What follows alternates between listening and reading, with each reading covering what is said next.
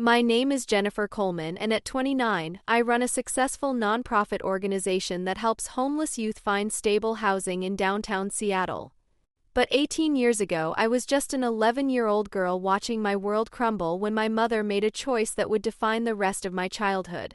She chose my younger sister Emma over me, leaving me behind with relatives who saw me as nothing more than an obligation. After nearly 2 decades of building myself from scratch, my family suddenly wants back in. But the desperate child they abandoned is gone. In her place stands a woman who learned that family isn't about blood, it's about who shows up when it matters most. Tell us where you're watching from in the comments. If stories about overcoming family betrayal resonate with you, please like and subscribe.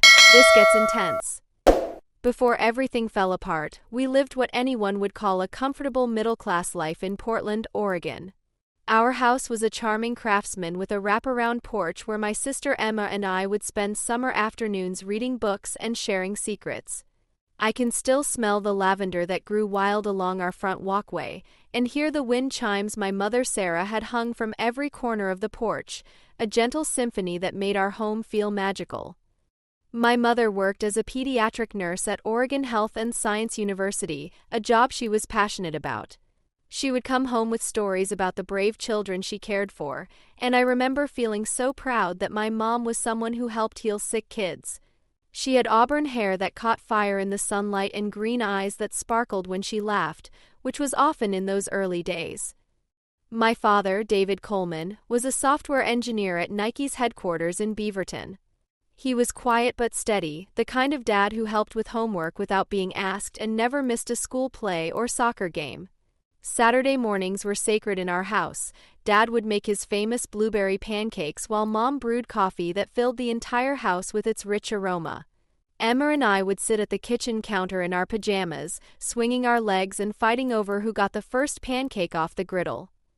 Emma was 3 years younger than me, 8 when our family began to fracture.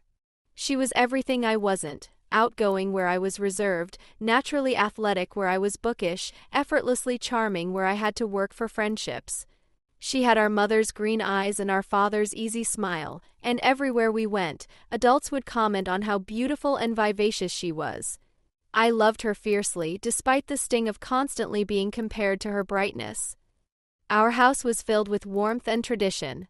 Every Friday was pizza and movie night, where we'd build pillow forts in the living room and argue over whether to watch Disney or adventure movies. Sunday mornings meant church followed by brunch at our favorite diner, where Emma would always order chocolate chip pancakes and I'd get the adult-sized omelet, pretending to be more grown-up than my 11 years. I shared a room with Emma by choice, even though our house had enough bedrooms for us to have our own space. We had matching twin beds with quilts our grandmother had made, and we'd whisper stories to each other long after our parents thought we were asleep. Emma would tell me about her dreams of becoming a famous dancer, practicing her ballet positions even in bed, while I shared my plans to become a veterinarian and help animals all over the world. Looking back, I can see the small cracks that existed even in our happiest times. Mom worked long shifts at the hospital, sometimes pulling doubles when they were short-staffed. Dad's job required occasional travel that left Mom exhausted and overwhelmed with managing the household alone. But as children, we saw these as minor inconveniences in an otherwise stable world. The first major crack appeared when Dad was diagnosed with multiple sclerosis during my 5th grade year. The diagnosis came after months of him complaining about fatigue and strange numbness in his hands. What we initially dismissed as work stress revealed itself as something much more serious and permanent. I remember the night my parents sat Emma and me down in the living room, their faces grave in a way I'd never seen before. Dad's hands shook slightly as he explained that he was sick, that the doctors had found something wrong with his nervous system, that he might need help with things that used to be easy for him. "Will you die?" Emma asked, her 8-year-old directness cutting through the careful explanations our parents had prepared. "No, sweetheart," Mom answered quickly, reaching for Emma's hand. "But Daddy might need to change some things about how he works and what he can do." I watched the fear flicker across both their faces as they tried to navigate this conversation. Even at 11, I understood that they were telling us the simple version of something much more complicated and frightening. The changes started gradually. Dad began working from home more often, claiming it was more convenient, though I noticed him wincing when he thought no one was looking. Mom picked up extra shifts to compensate for his reduced hours, leaving Emma and me to fend for ourselves more frequently. Our Friday movie nights became less frequent, replaced by Mom working late or Dad falling asleep on the couch before dinner. The financial strain began showing in subtle ways. Our usual summer vacation to the coast was canceled. Back-to-school shopping became more restrained, with careful consideration of prices rather than the carefree browsing of previous years. Mom started clipping coupons obsessively, and I overheard hushed conversations about insurance coverage and medication costs.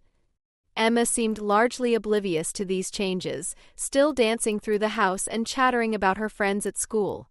But I was at an age where I noticed everything.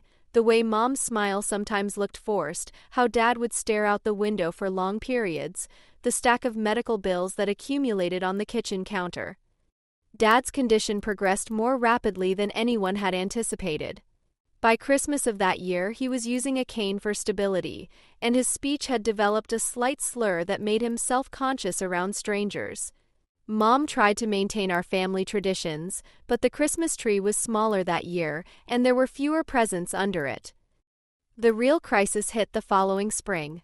Dad's symptoms worsened dramatically over a few weeks, increased weakness, vision problems, and cognitive changes that made it impossible for him to continue working. The financial security our family had relied on evaporated almost overnight. I started taking on more responsibilities around the house without being asked. I'd wake up early to help Emma get ready for school, making sure she had lunch money and her backpack packed. After school, I'd supervise her homework and start dinner so Mom could rest when she came home from increasingly long shifts at the hospital. The stress was taking a visible toll on Mom. She lost weight rapidly, her vibrant auburn hair began showing gray streaks, and the sparkle in her green eyes dimmed to a worried dullness. She snapped at Emma and me more frequently, apologizing immediately but unable to hide her fraying nerves. One night, I overheard a phone conversation between Mom and her sister, my Aunt Carol, who lived in San Francisco. Mom was crying, something I'd never heard before, and her words chilled me to the bone. "I can't do this anymore, Carol. David needs full-time care and I can't work enough hours to pay for it. The girls. Jennifer is trying to help, but she's just a child herself. And Emma doesn't understand why everything has changed." There was a long pause. "I know you said you'd help if I needed it, but I can't ask you to take both girls. Maybe Emma could come stay with you for a while? Just until I get David's care situation figured out?" My stomach dropped. Even at 11, I understood what I was hearing. Mom was considering sending Emma away, but only Emma. I wasn't included in this potential solution. Over the following weeks, I watched my parents have increasingly serious conversations in hushed tones. Dad's condition required more medical equipment in the house, a hospital bed in what used to be his office, a wheelchair for bad days, and various machines whose purposes I didn't understand, but whose constant beeping created a medical atmosphere that erased any remaining feeling of normal home life. Emma began acting out, sensing the tension even if she didn't understand its source. She threw tantrums over things that had never bothered her before, demanded constant attention from Mom, and started having nightmares that woke the entire house. Mom's patience grew thinner each day, and I found myself becoming Emma's primary caregiver, reading her bedtime stories, comforting her when she cried, and trying to maintain some sense of stability in her world. The breaking point came during a particularly bad episode of Dad's illness. He'd been hospitalized for a week with complications, leaving Mom to juggle her work shifts with hospital visits while Emma and I stayed with our neighbor, Mrs. Patterson. When Dad came home, he needed assistance with basic tasks he'd never needed help with before, and the reality of our new normal became impossible to ignore. That night, after putting Emma to bed and helping Dad with his evening medication, I found Mom sitting at the kitchen table surrounded by bills and medical paperwork, tears streaming down her face. "Mom?" I approached cautiously, unsure whether I should intrude on her private moment. She looked up at me and I saw something break in her expression. "I'm sorry, Jen. I'm so sorry you have to see me like this. It's okay, I said, though it wasn't. Can I help with anything? She pulled me into a hug that felt desperate, clinging to me as if I were a life preserver. You're such a good girl, Jennifer. So mature, so responsible. Sometimes I forget you're still a child too. That conversation should have been comforting, but instead it filled me with a sense of foreboding. There was something final in the way she spoke, as if she were saying goodbye.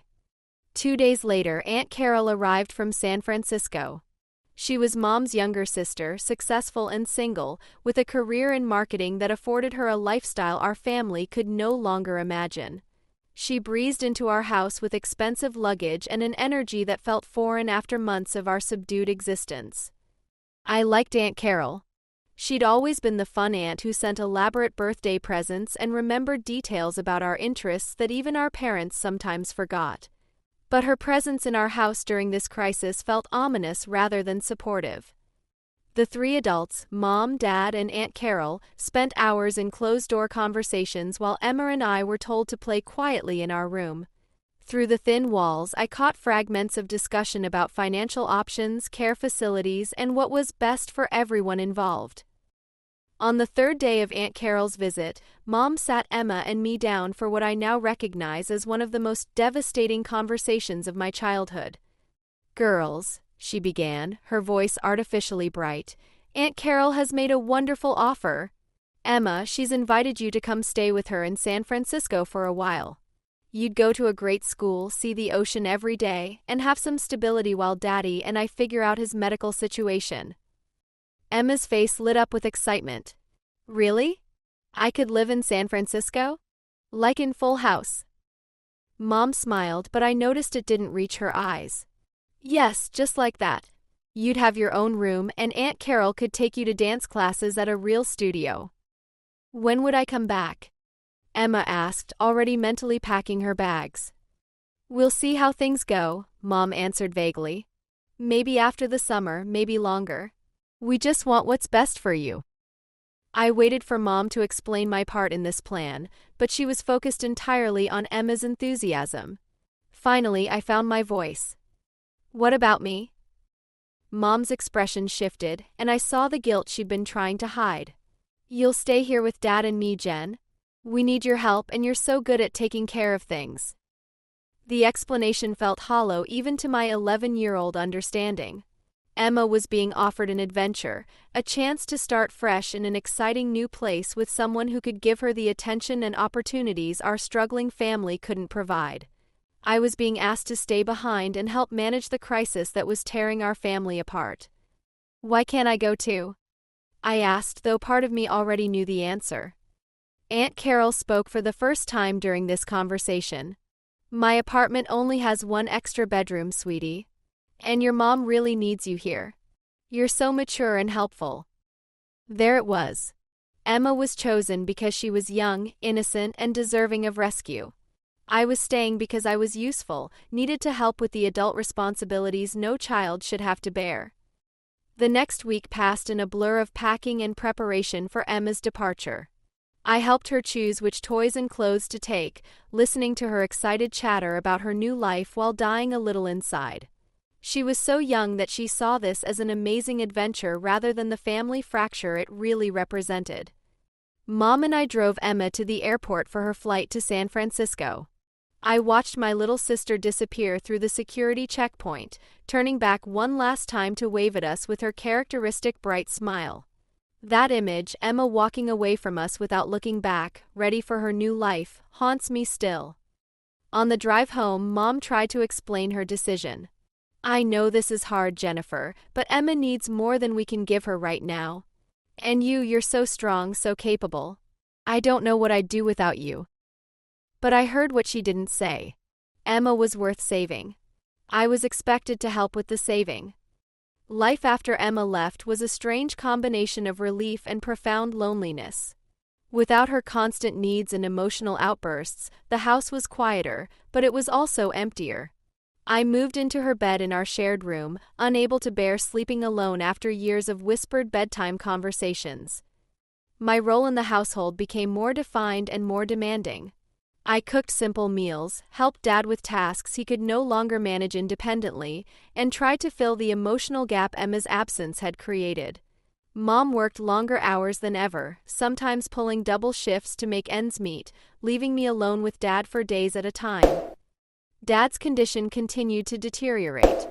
The man who had once coached my soccer team and built elaborate Halloween costumes became someone who needed help getting dressed and remembering to take his medication. I learned to recognize the signs of his bad days and adjust my expectations accordingly. 3 months after Emma left, we had to sell our house. The medical bills and Dad's inability to work had made the mortgage payments impossible. Mom found us a small apartment in a less desirable part of town, a cramped 2-bedroom space that felt like a cardboard box compared to our former home. The move was devastating in ways I hadn't anticipated. I lost not just our house, but my school, my friends, my entire sense of place in the world. In our new neighborhood, I was the girl with the sick father and the stressed-out mother, starting 6th grade at a school where I knew no one and fit nowhere. Emma called every few weeks, full of stories about her new school, her dance classes, and the friends she was making. She seemed to be thriving in San Francisco, adjusting to her new life with an ease that both relieved and hurt me. When I tried to tell her about our move, about Dad's worsening condition, or about how lonely I was, she'd quickly change the subject to something more pleasant. I started to understand that Emma's new life didn't have room for the reality of what was happening to our family. Aunt Carol was providing her with stability and normalcy, things that were incompatible with the crisis Dad and I were living through daily. During one particularly difficult period when Dad was hospitalized again, I overheard Mom on the phone with Aunt Carol, updating her on his condition. "How is Emma adjusting?" Mom asked, and I could hear the longing in her voice. The conversation continued with Mom listening to updates about Emma's soccer team, her school performance, and her new best friend. When Mom finally mentioned me, it was to report that I was handling everything well and being such a help. I realized then that in Mom's mind, Emma's needs were being met while mine were simply expected to be managed. Emma required rescue and nurturing, I required only appreciation for my usefulness. The pattern continued for months. Emma's calls became less frequent as her new life filled with activities and friendships that had nothing to do with us. Mom worked constantly, coming home exhausted and often falling asleep on the couch still in her scrubs. Dad's care became increasingly complex, requiring medical equipment and therapies that insurance only partially covered. I celebrated my 12th birthday with a grocery store cake and cards from relatives who felt obligated to acknowledge the occasion but had no real place in our diminished life. Emma called that day, singing "Happy Birthday" over the phone from what sounded like a party at Aunt Carol's apartment. The contrast between her joyful environment and our medical equipment-filled living room couldn't have been starker. As 7th grade began, I started having trouble in school for the first time in my life. My grades slipped as homework competed with household responsibilities and Dad's care needs. I fell asleep in class regularly, exhausted from nights interrupted by Dad's medical episodes or Mom's emotional breakdowns. My teachers noticed the changes but seemed to view them as typical adolescent adjustment rather than signs of a child under extreme stress. When my English teacher, Mrs. Rodriguez, asked about my declining performance, I gave vague answers about family stress, not knowing how to explain that I was essentially running a household and caring for a disabled parent while my mother worked 60-hour weeks. The isolation was the worst part. My classmates were dealing with typical middle school problems, crushes, friendship drama, and anxiety about fitting in. I was dealing with insurance forms, medication schedules, and the constant fear that Dad's condition would worsen beyond what Mom and I could handle. I started keeping a journal during this time, writing letters to Emma that I never sent. In them, I told her about the reality of our daily life, about Dad's bad days when he didn't recognize me, about Mom crying in the shower when she thought I couldn't hear, about how much I missed having a sister to talk to about normal teenage things. One letter, written on a particularly lonely night, captures how I felt. "Dear Emma, today Dad fell trying to get to the bathroom by himself, and it took me 20 minutes to help him up. Mom didn't get home until after 11 p.m., and I had to heat up leftover Chinese food for dinner again. I failed my math test because I couldn't concentrate, and Sarah Morrison asked me why I always looked tired. I wanted to tell her that I don't remember the last time I slept through the night, but instead I just said I had a headache. I wonder if you remember what our old house smelled like, or if you think about the wind chimes on the porch. I hope you're happy in San Francisco. I hope Aunt Carol takes you to see the Golden Gate Bridge like she promised. I love you, even though it feels like you're living on another planet now. Jennifer. The breaking point came during the spring of my 7th grade year. Dad had been having a particularly bad stretch, with increased confusion and mobility issues that required Mom to consider placing him in a care facility. The costs were astronomical, and insurance would only cover a portion of the expenses. I came home from school one day to find Mom sitting at our tiny kitchen table, surrounded by paperwork and on the phone with someone from a social services agency. She was crying openly, no longer trying to hide her desperation from me. I understand that there are waiting lists, she was saying, but I don't know how much longer I can manage his care at home while working full-time. My daughter helps, but she's only 12. This isn't fair to her. When she hung up, she looked at me with an expression I'd never seen before, defeat mixed with a decision she'd already made. Jennifer, we need to talk about some changes. My stomach dropped, the same feeling I'd had when Emma was sent away. Aunt Carol has offered to let you come stay with her and Emma for a while, Mom continued. You could finish the school year in San Francisco, get some stability, have some fun with your sister. For a moment, hope flared in my chest. Maybe I could be rescued too. Maybe I could have the fresh start Emma had been given. But Mom's next words crushed that hope. It would just be temporary until I get Dad's long-term care arranged. Maybe just for the summer or until I can get back on my feet financially. The difference was crucial. Emma had been offered a new life, a permanent escape from our family's crisis. I was being offered a temporary break from the responsibilities I'd return to eventually. What if I want to stay longer? I asked, testing whether this could become something more permanent. Mom's expression shifted, and I saw the calculation behind her offer. Well, we'll see. But I really need you here, Jen. You're the only one who understands Dad's routine, who can help me manage everything. Emma is thriving with Carol, but you're essential here. There it was again. Emma was worth saving permanently. I was too useful to let go. I made a decision that night that would define the rest of my adolescence. I told Mom I didn't want to go to San Francisco, that I wanted to stay and help with Dad. It wasn't entirely true. Part of me desperately wanted the escape she was offering. But I recognized that accepting would mean returning to even more responsibility later, and I'd rather maintain some control over my situation than be temporarily rescued only to be thrown back into crisis when it was convenient. Mom was relieved by my decision, praising my maturity and thanking me for being so understanding. But I saw the guilt in her eyes too, and I think she knew that my choice wasn't entirely voluntary. Life continued in our cramped apartment with its medical equipment and constant stress. Dad was eventually placed in a specialized care facility, a decision that brought some practical relief but emotional devastation. Visiting him 3 times a week, watching him decline in a sterile environment filled with other forgotten people, felt like witnessing a long goodbye. Emma's calls became even less frequent. When she did call, she was full of stories about her life in San Francisco, school dances, beach trips with Aunt Carol, summer camps that I could never have afforded. She seemed to be thriving, which I was genuinely happy about, even as it highlighted the stark difference between our situations. During one call, Emma mentioned casually that Aunt Carol was considering legally adopting her to make school enrollment and medical decisions easier. Mom's face went white when she heard this, but she didn't object. I think by then she'd accepted that Emma was better off with Carol than with us. High school brought new challenges and unexpected opportunities.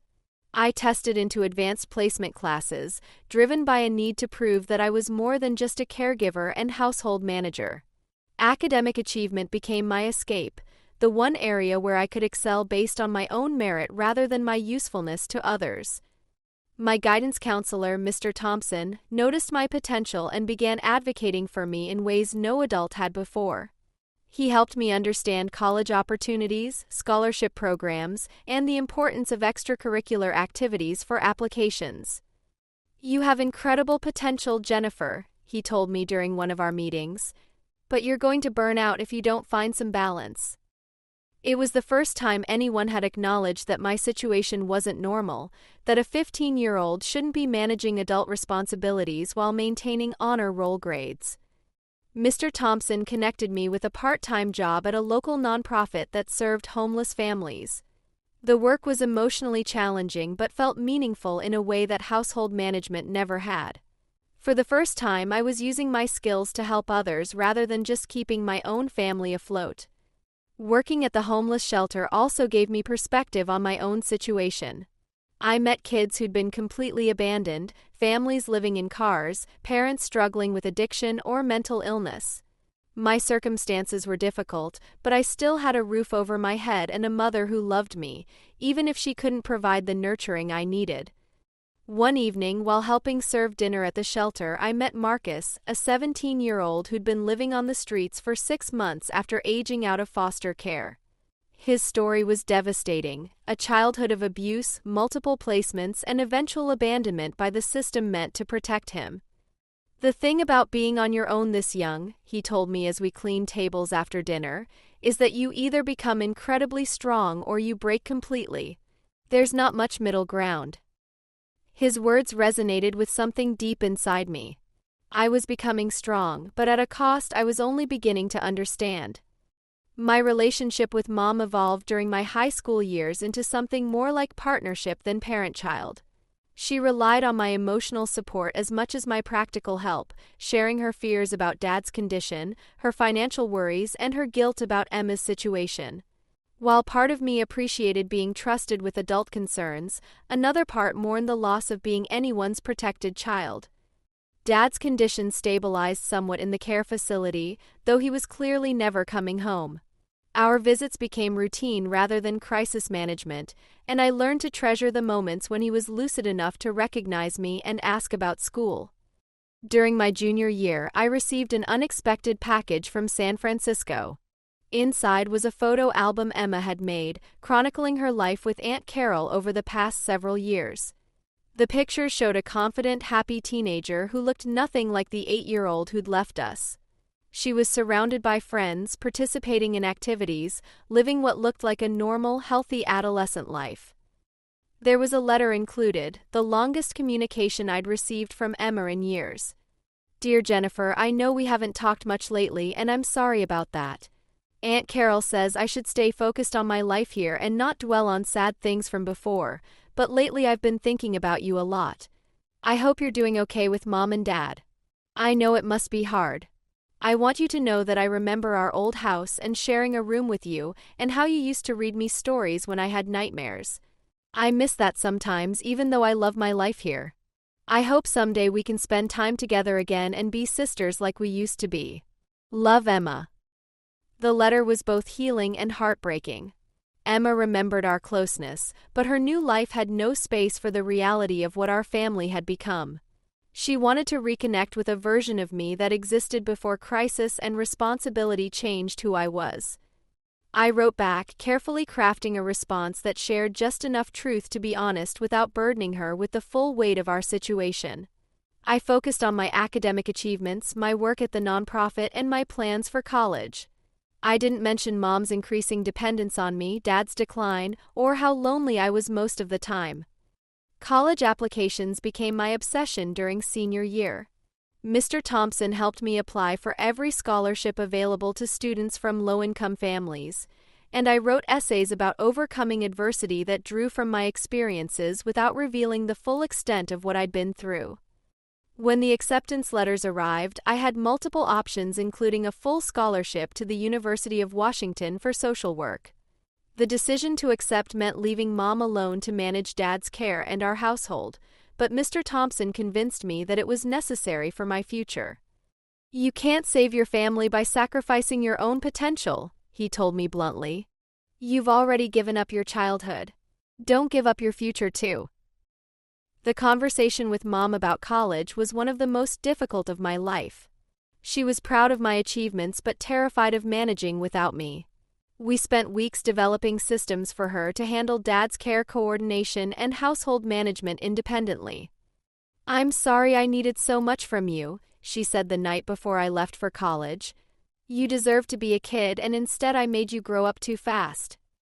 It was the closest she'd come to acknowledging the cost of the choices she'd made, but it didn't change the years I'd lost or the ways those experiences had shaped me. College was a revelation. For the first time since Emma left, I was living among peers who didn't need anything from me except friendship. I could focus on my own growth, explore new interests, and develop relationships based on mutual enjoyment rather than practical necessity. My major in social work felt like a natural extension of everything I'd learned about supporting people in crisis. The academic framework gave me language for experiences I'd lived through intuitively: family systems, trauma responses, resilience factors, and the impact of socioeconomic stress on child development. I excelled academically and socially, finally able to invest energy in my own development rather than everyone else's survival. I made friends who invited me home for holidays, giving me glimpses of healthy family dynamics I'd never experienced. I dated people who were interested in my thoughts and dreams rather than my ability to manage their problems.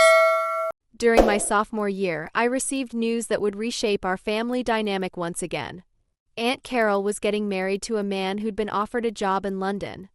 They wanted Emma to come with them, to finish high school in England and possibly attend university there. Mom was devastated. The thought of Emma moving even further away to another continent felt like another abandonment. But Emma, now 16 and firmly established in her life with Carol, was excited about the opportunity. The three-way phone conversation between Mom, Emma, and me to discuss this decision was surreal. We were making choices about our family's future while scattered across the country, each of us living completely different realities.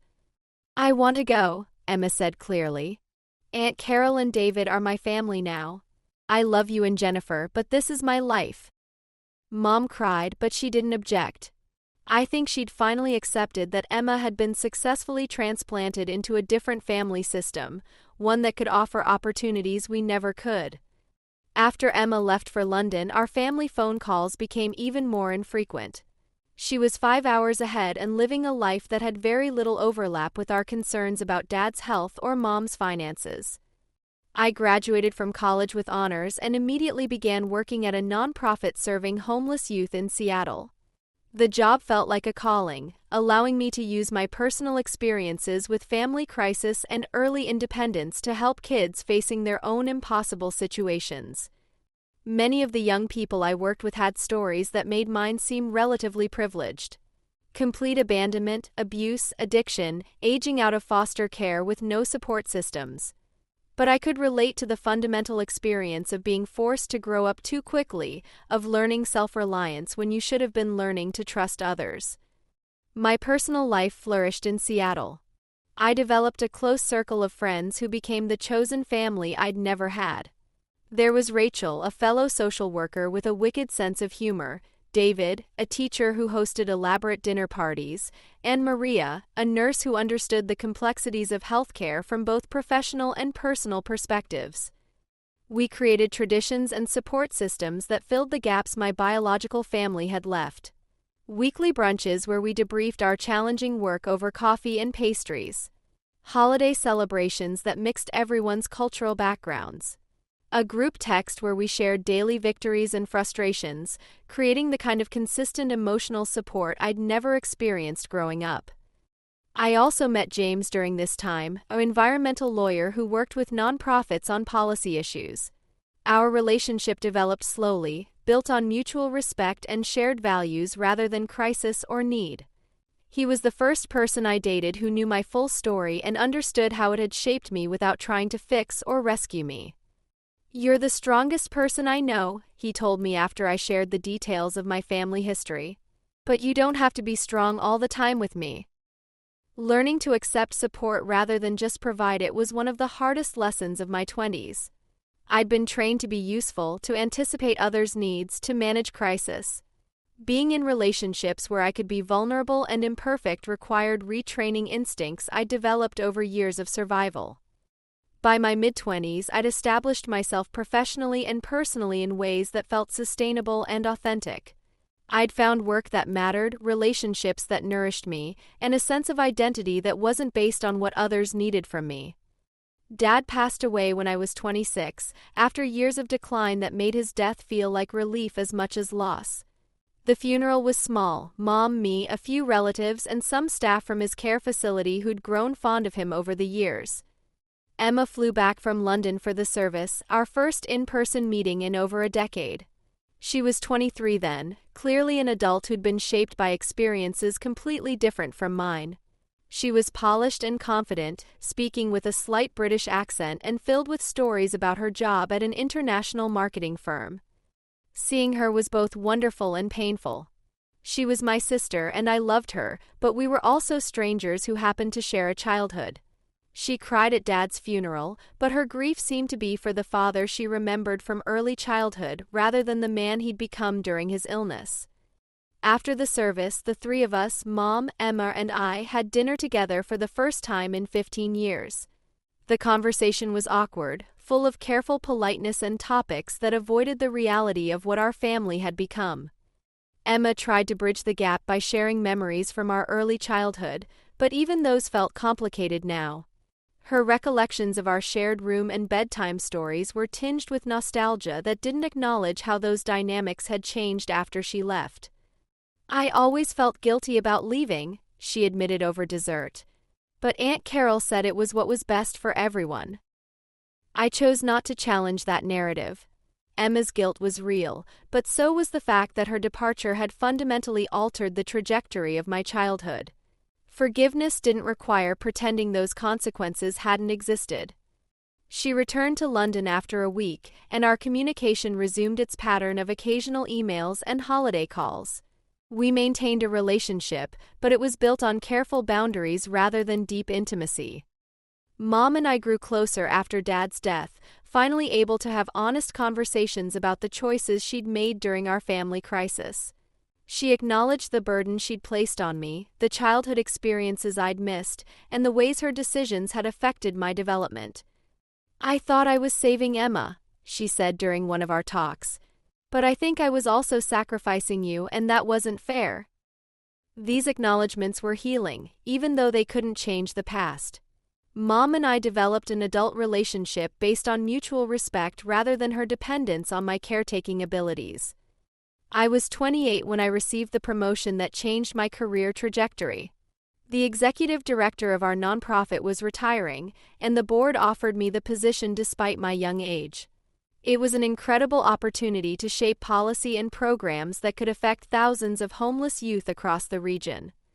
The decision to accept meant taking on enormous responsibility, but this time it was responsibility I'd chosen rather than responsibility that had been thrust upon me. The difference felt profound. Under my leadership, the organization expanded its services, developed innovative housing programs, and became a model for other cities dealing with youth homelessness.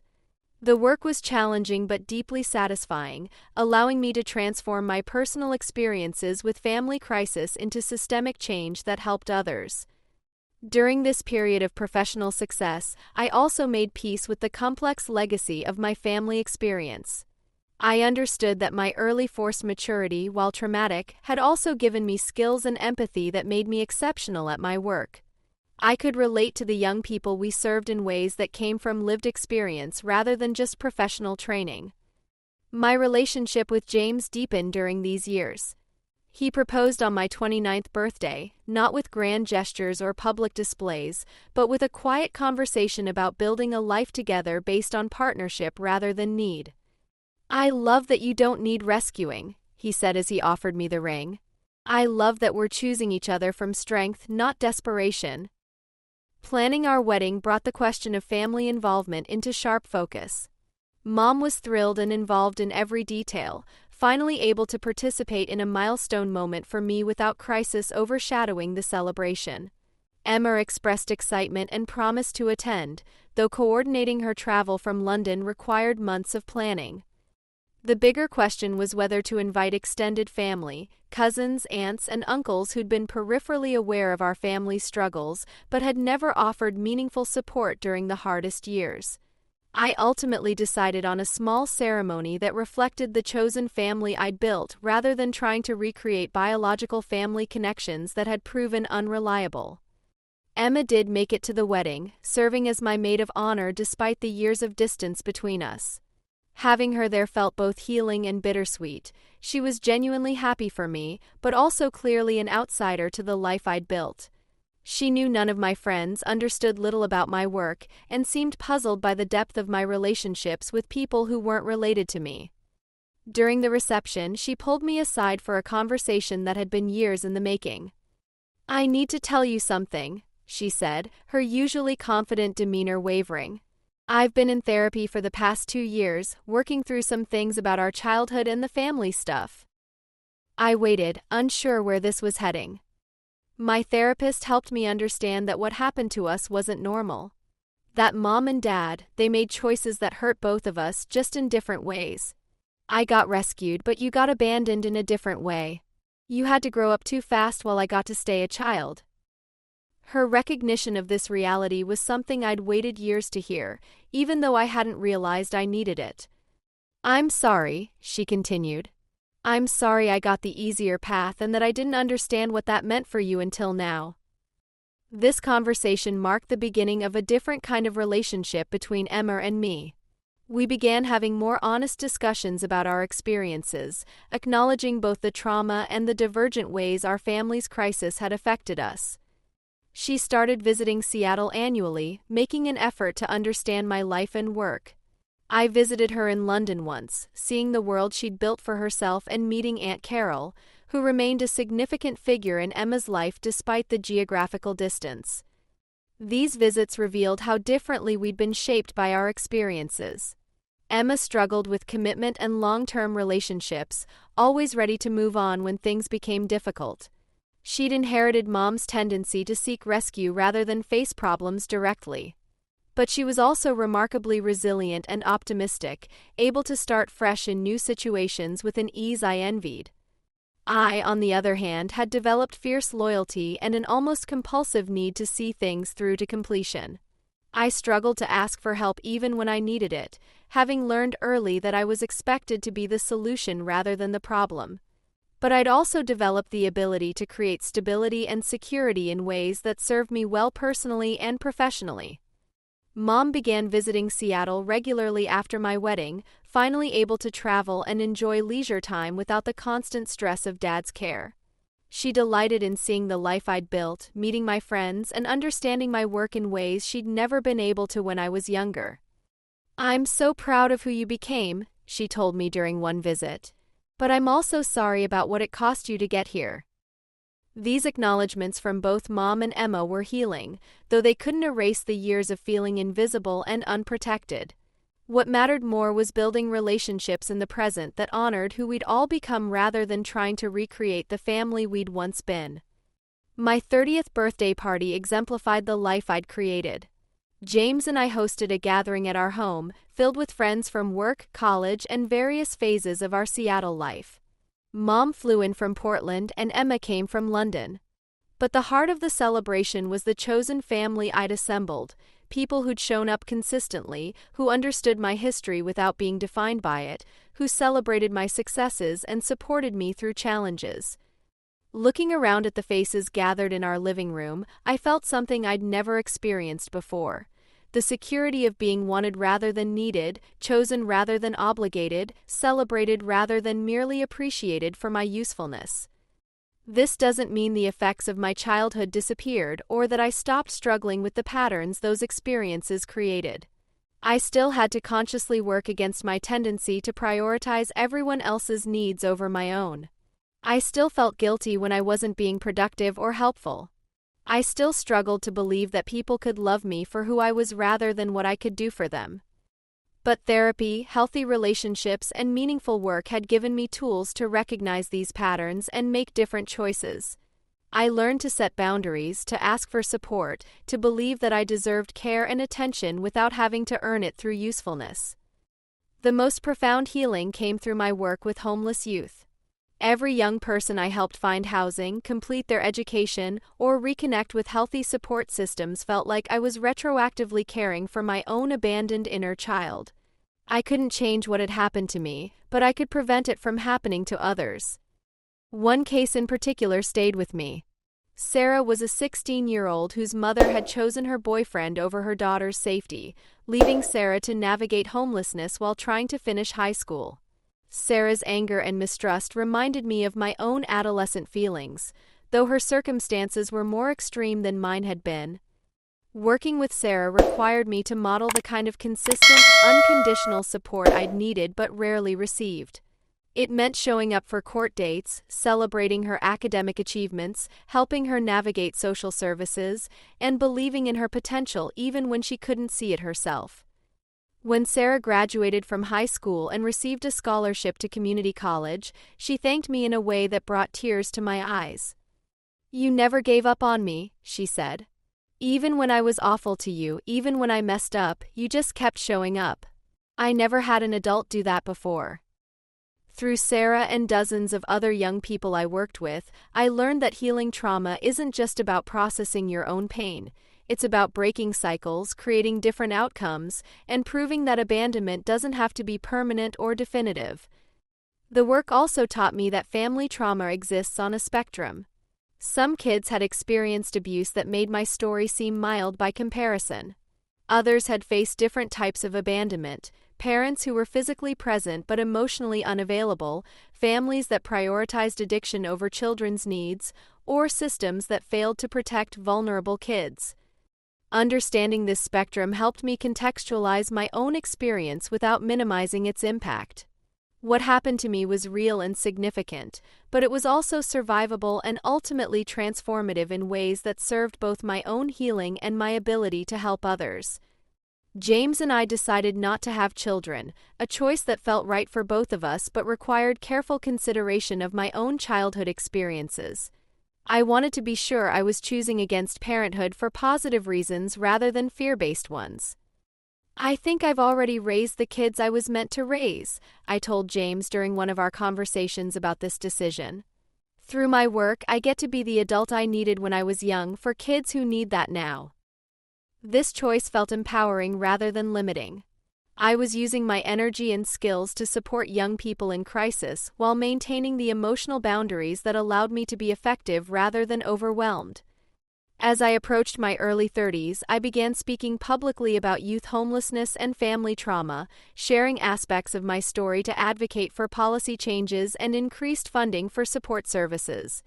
These speaking engagements required me to revisit painful memories, but they also demonstrated how those experiences could be transformed into social change.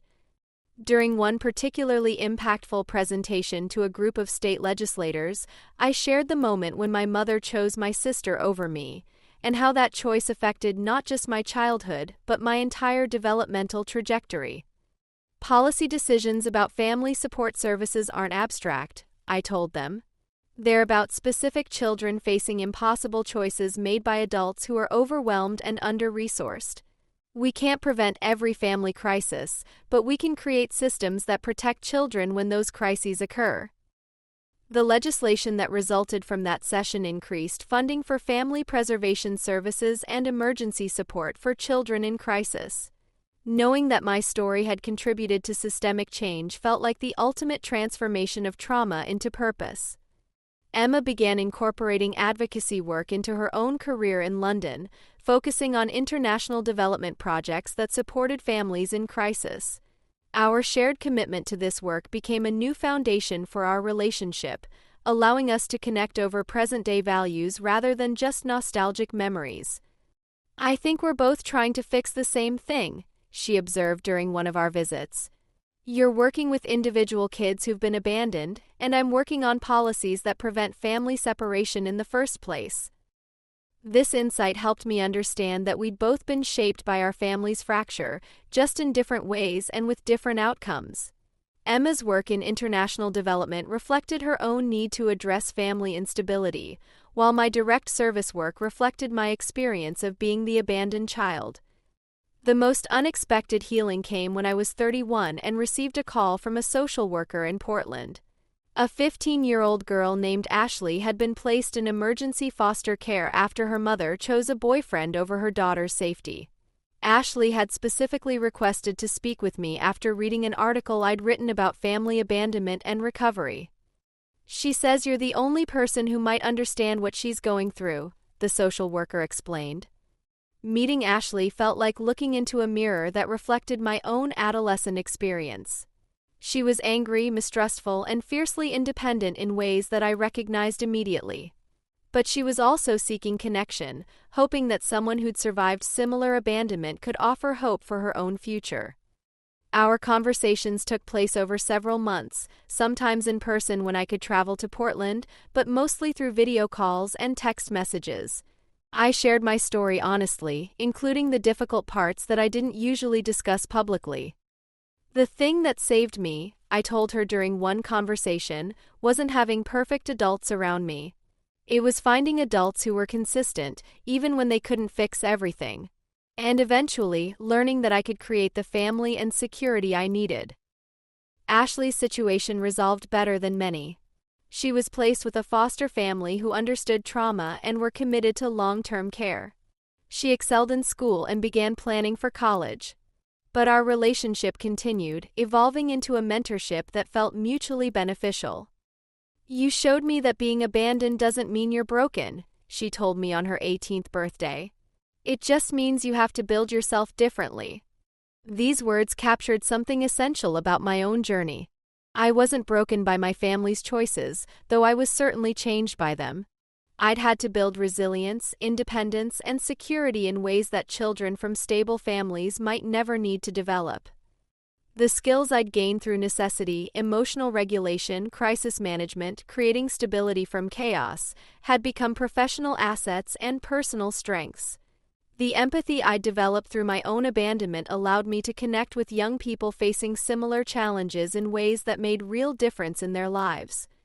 As I write this story today at 29, I'm preparing for another chapter of my life with James, continuing work that feels like my calling, and maintaining relationships with both my biological and chosen families that feel authentic and sustainable. I still have contact with Mom, Emma, and various relatives, but those relationships exist within clear boundaries that protect my emotional well-being. I no longer feel obligated to manage other people's feelings or to minimize my own experiences to make others comfortable. Emma and I have honest conversations about our childhood that acknowledge both our shared trauma and our different paths to healing. Mom and I have built an adult relationship based on mutual respect rather than her dependence on my caretaking abilities. But the foundation of my life is the family I've chosen: James, our close friends, the young people I mentor, and the colleagues who share my commitment to social justice. These relationships are based on reciprocity, respect, and genuine care rather than obligation or need. The most profound lesson I've learned is that abandonment doesn't have to be permanent or definitive. Yes, my family's choices during my childhood caused real harm and shaped my development in difficult ways.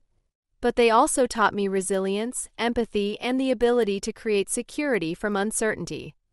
I've transformed my experience of being the unwanted child into a career dedicated to ensuring that other young people facing similar circumstances have support, resources, and hope for their futures.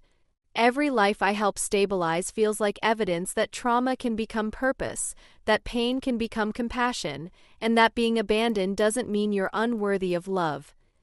To anyone who has experienced family abandonment or has been forced to grow up too quickly, I want you to know that your experience matters, your feelings are valid, and your future is not determined by what others chose to give you or take away. You can build the life and family you deserve, starting from wherever you are right now. Family isn't just about biology or legal relationships. It's about who shows up consistently, who celebrates your successes, who supports you through challenges, and who sees your full potential even when you can't see it yourself. The frightened 11-year-old who watched her sister leave for a better life still lives within me, but she's no longer directing my choices. She's a part of my story that I honor and protect, but she doesn't define my worth or my future. If my story resonates with you, please share it with someone who might need to hear that survival is possible, that healing happens gradually, and that abandoned children can grow into adults who create the love and security they never received. Thank you for listening to my journey. Remember that your story matters too, and that ending isn't the same as ending well. You have the power to write the next chapter of your life, regardless of how the previous chapters began.